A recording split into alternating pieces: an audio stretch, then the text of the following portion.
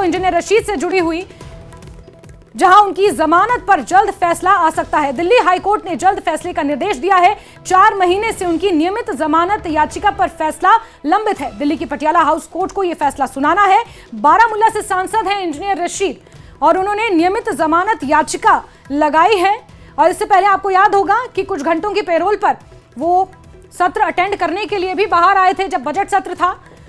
और अब यह खबर निकल कर आई है कि 4 महीने से पेंडिंग उनकी नियमित जमानत याचिका को लेकर फैसला किसी भी वक्त आ सकता है। दिल्ली की पटियाला हाउस कोर्ट को यह फैसला सुनाना है और इंजीनियर रशीद की नियमित जमानत याचिका पर फैसला लंबित है और बहुत जल्द कोर्ट इसको लेकर फैसला सुना सकता है। जम्मू कश्मीर के बारामूला से उत्तर कश्मीर का ये लोकसभा क्षेत्र है और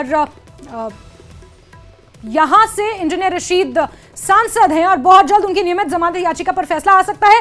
खुर्रम इस पर ज्यादा जानकारियां देंगे। जी खुर्रम, बताएं क्या कुछ अपडेट्स।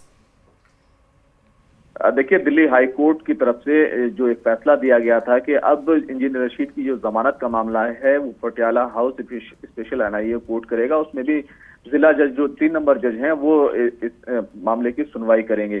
जब ये इसकी मामले की सुनवाई हो रही थी उस वक्त इंजीनियर रशीद के वकीलों की तरफ से एक दरखास्त की गई। दिल्ली हाईकोर्ट से कहा गया, गुजारिश की गई कि जो इंजीनियर रशीद की नियमित जमानत का मामला है, रेगुलर बेल का मामला है, उस पर पहले ही पटियाला हाउस कोर्ट के जज जो हैं वो सुनवाई कर चुके हैं जी।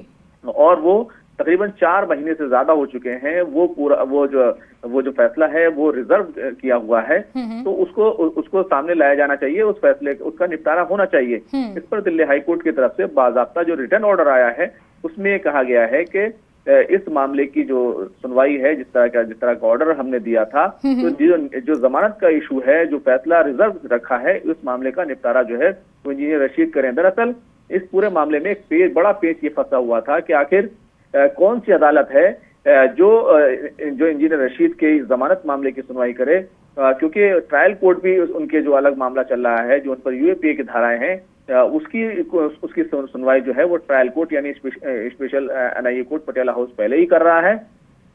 तो इसमें बड़ा पेच ये था कि जब वो एमपी हो गए हैं तो क्या एमपी के मामले की सुनवाई एनआईए कोर्ट को करनी है या फिर जो एमपी एमएलए स्पेशल जो कोर्ट होते हैं उनको करनी है।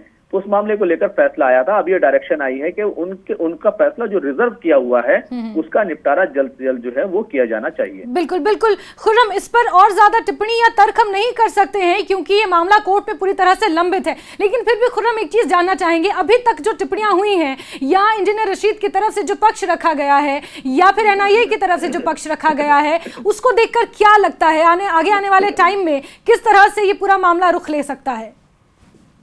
देखिए, अब कोर्ट के विवेक पर है, कोर्ट को खुद फैसला करना है। यानी कि जो जिला जज हैं 3 number special NIA court Patiala house, उनको तमाम तर्कों के आधार पर, तमाम चीजों के आधार पर फैसला करना है। क्योंकि इससे पहले उनकी तरफ से ये दलील दी गई थी, अदालत की तरफ से एक कहा गया था, एक तो नियमित जमानत का इशू था, दूसरा उनकी जो अंतरिम बेल का इशू था, जो बाद में दिल्ली हाई कोर्ट गया और वहां से कस्टडी पैरोल मिली।